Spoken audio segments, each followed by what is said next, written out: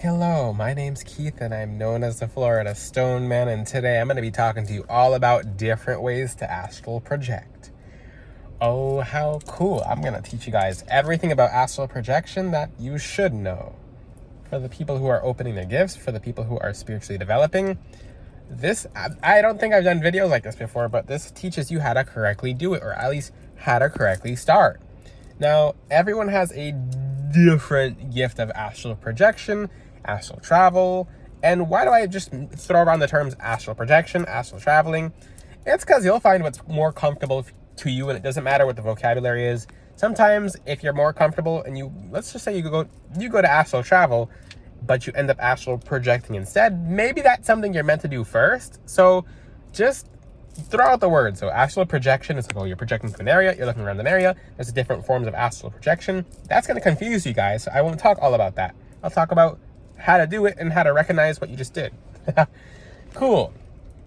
And this video comes with a couple exercises that I'll teach you in this video. The first and most important thing ever, God comes first. God comes first. You're not going to astral project without the help of the Lord. You just won't. If you try to do it by yourself without the help of God, you're on your own. And when you come back to your body, you have new friends. And they're not friends. They're not very friendly. So that's why when people astral travel, they'll see strangers, and those strangers will approach them and be like, I know you, you know me. And it's like, I'm your grandmother. And no, I'm your grandmother. And it's like, it just depends, because some of those trickster spirits are sloppy. Some of them trickster spirits are not trickster spirits, and they're actually trickster demons, and they're a lot better at what they do than trickster spirits. So let's get straight into this video topic. So there's a whole rule book of how to astral project. A couple of places you never go, just 3 places you never ever go. Don't even try, because if you try to do this kind of stuff and you're not doing it with someone's consent or permission, you can end up never coming back to your body. And I've seen that happen. People are like, it doesn't exist. Well, disclaimer, this video is teaching you how to actually astral project and astral travel, and not lucid dream, just different. Let's just throw out the terms, how to do any kind of astral exercise, because like I said, this will confuse people. Sometimes your guides want you to do something else first. The most extreme version of astral projection or astral travel, not projection, is when you fully leave your body and you look at your body and like you feel more physical than you do when you were in your body. Sounds trippy, but you have to be very careful in that stage and in that form, because your body, you'll feel your hands get very warm, and then very warm and then kind of like syrupy, and then you walk out of your body and you look at your body and it's almost like you're dead, which you're actually very close to death at that point. And that's the secret. If you can do that, then don't do it too often, or have your guides give you a set of rules for that, because you have to know your guides before you astral project and before you astral travel. So yeah, because you're not doing it alone. You're not walking around outside your body alone. So know your guides, know your angels. I would do it with angels versus spiritual guides.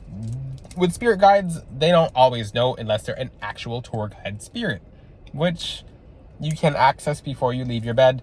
Before you leave your bed when you leave your body at nighttime. So sometimes you remember it, sometimes you don't. But let's find out where your gifts are first, because everyone has such different astral gifts that this one exercise won't be the same. First thing you can do, and make sure, number 1, prayers. Ask God for permission, ask God for help. If you feel uncomfortable or any, like a headache or any kind of just weird sensations, bad feelings, etc., don't do it. I'm going to say you should start with black tourmaline. If you're doing this without black tourmaline, you're open. Especially black tourmaline as a necklace. So you're open. You do this without tourmaline, you're open. You do this without tourmaline, you're not going to be... 90% chances you won't be fully normal unless you have a million other protection crystals around, but you shouldn't do this without black tourmaline. Now, going straight into it, do it around the time you meditate, and do it around the time every single night. So there's astral viewing, so basically you'll just kind of view into different spots. Oh, the 3 places I told you guys never to view or to go. 1, other people's places or spaces, unless you ask, unless they know. Just don't, because I know what people do. let's just say there's some defenses on that God puts as a protection, because if you think you're astral traveling without spiritual laws, there's a whole bunch of there's an entire set of angels that have nothing to do with talking to people, but they have to do with something with defending. So I'm not going to say those category of angels.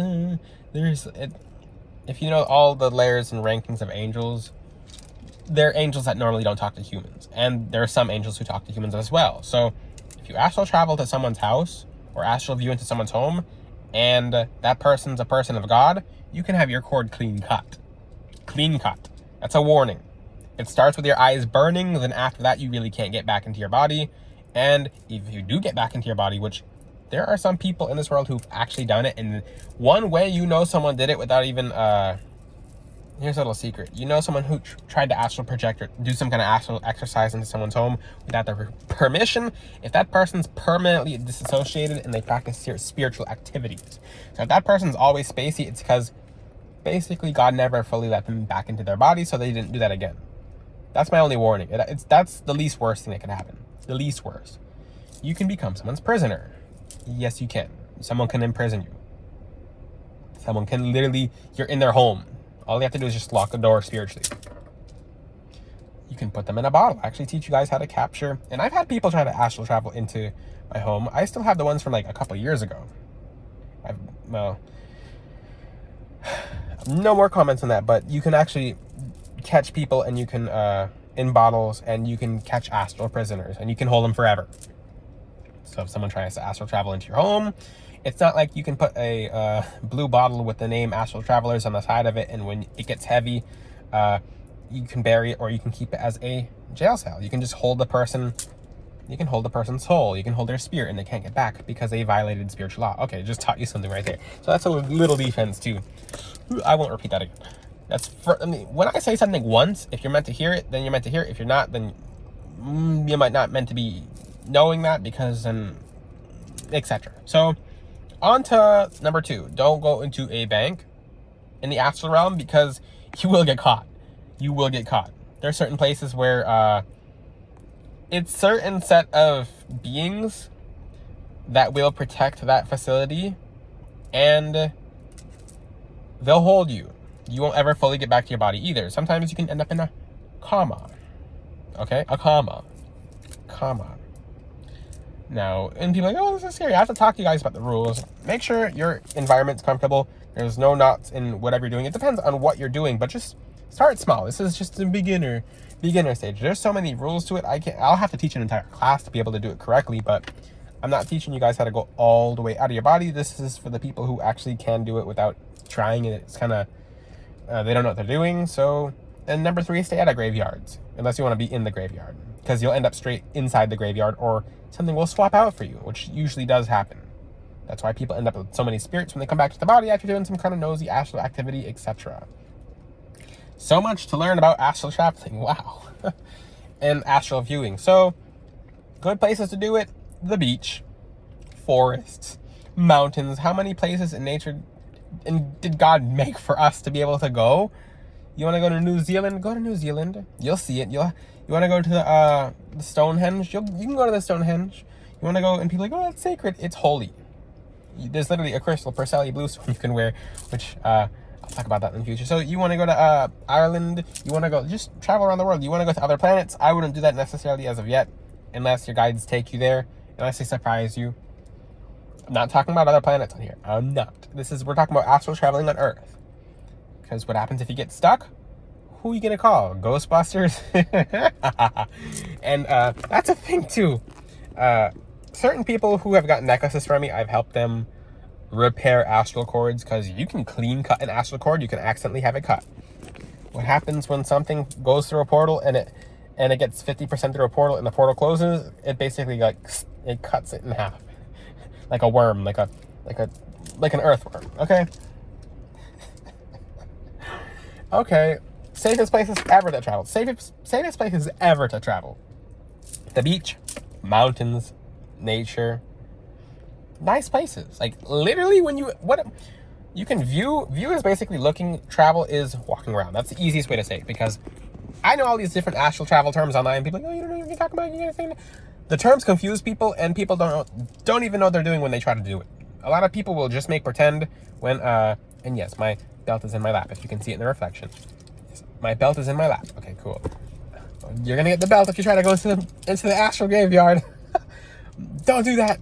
Don't do that. So all the places you can go, good places. The beach, the rivers, oceans. Like you can make a home in the astral realm literally by going to a place so often. That becomes your spot. Your guides will chill with you there. You can meet with your angels there. You can see what they look like. You can talk to them. And how to get into the specifics of the exercise, because I'm going to get deep into it now, because I have to lay out the rules before I teach you how to do it, because some people will click off on the video and they'll do something that ends up having them clipped out of their body. Yay! And I make astral traveling necklaces too, guys. Or crowns, which the crowns are very cool. But, okay, during meditation, start with prayer. Open with prayer. Number 2, go into a half sleep state. If you fall asleep, you fall asleep. But if you go into a half sleep state and visualize Jesus in your third eye, visualize him looking at you, because he's watching you as you do this. Like I said, I'm an angelologist that teaches astral travel through the Lord. If you're trying to do it without the Lord, then you're on your own. That's why your guides block so many of you from trying to astral travel to begin with. They're literally pushing you. For most of the people who've gotten headaches when they try to astral travel, they're pushing you. They're literally, your own guides are slapping you and you don't know it. Sometimes they punch you on the chest and it's like, ugh, what was that? And you have like the back of your head's like, what was that? It's because your own guy just kind of tossed you. They don't want you getting in trouble. And it's like, what was that? I'll never do this again. It was so scary. It's because your own guy tried to just basically deter you from doing that, because the other outcome would have been scary. So close your eyes, go into a half sleep state, and then pick a spot. Go to the beach. Go to the beach. Go to a river. Go to an ocean. Go to the woods. So go somewhere that is of nature. Don't try to astral travel into heaven, because you will get your butt kicked by a seraphim very fast. When I say slap back, if you're trying to go back past the seraphim, if Legion can't make it past the seraphim, if all mankind can't make it past the seraphim at the gateway of the firmament, are you going to? If anything, you'll get in trouble. So don't do that. You'll get in trouble. And you're trying to get into God's kingdom. And that's the thing. People will get themselves into big trouble. You'll see a million eyes that are not on your side anymore because you sided with darkness. So, and yeah, that's last I say about that. But go into a half sleep state. You can move. I mean, just kind of play with it. Don't do anything. Don't push. But let's just, because your guides will most likely just guide you along. So you'll do what they want you to do, which is the correct way to astral travel. So just go into half sleep state and kind of like pick a spot, like see in your mind's eye the beach, and just kind of like throw yourself there, or be there and be in your body at the same time. So you're 50-50, which is astral viewing turned into an astral travel at that point. So this is a good way to teach it. So this is how you should start. And really, really ask yourself, what's your intentions in astral traveling? What are your intentions? Because if your intentions are rotten, when I say you're going to get into trouble, you're going to get into trouble. And for people who are using my astral travel methods, they're through the Lord, and God sees everything you guys are doing. And if you're trying to abuse it, you won't use it. So that's in essence it, because everyone will astral travel differently. Some people will stand up out of their bodies and they'll look around the room and they'll look at the body like, ah, and then they'll go back into their body like, some people will not feel like they've done anything at all. They'll just be like, I don't feel like I did anything. That means you have to practice, and it's a good thing, because that means it's very mild. If it was too much at once, you never do it again because it was so scary. It could take a year before you get good at it. It could take 2 years, 3 years, but it's okay, because you'll find your natural gift set. What else? End with prayer. After you get back to your body, ask God to close the gateway between you and wherever you're going. Close the portal. It's that simple. And that's the best way to start. You can do it in your chair. You can do it, I suggest a chair so you guys don't fall asleep, so that you're able. I like chairs because when you astral travel from a chair, you're not as immersed. So you can come back very easily. And you can move, it makes you, it's a little secret too, when you astral, and people are like, astral travel from a chair. Yes, if the chair goes backwards. So it allows you to move around very quickly too. Certain crystals you can bring into the astral realm when you wear them, such as from FloridaStoneman.com. But if you astral travel on the floor, make sure your house is cleansed and clean. That's the biggest thing too, because make sure your home's energetically clean. Like I said, if you don't have the protections, and I taught a very, very mild astral travel method. I will teach more advanced ones in the future. I'd probably have to do a whole class if I taught you how to do the entire procedure of how to astral travel. You guys know what you should know. That's it. It's, you know what you should. You know what you need to know. What you want to know might get you hurt. What you need to know will engage your gifts on your guide's terms, but most importantly, in the most highest terms. So this is a little introduction, playing with that sleep state, or between sleep state, and some of you it'll be very easy, some of you it'll take some time, some of you it'll just be completely random. The first time I ever did it, I freaked out because it got so warm, and I started seeing different lights. And this is the thing, this can freak people out unless you do it correctly, which it's correct when it's the Lord. So if you see all these lights start going off when you begin leaving your body, it's not that you've died, it's that you've kind of activated the cord. It's like the light is on now. Now, like I said, it's too different for everyone to generalize this exercise. Astral viewing, astral travel, astral projection, etc. Just take away the words and add intention. If you have any questions, ask them in the comment section. Until then, I'll see you guys next time. Ciao! Check out FloridaStoneman.com.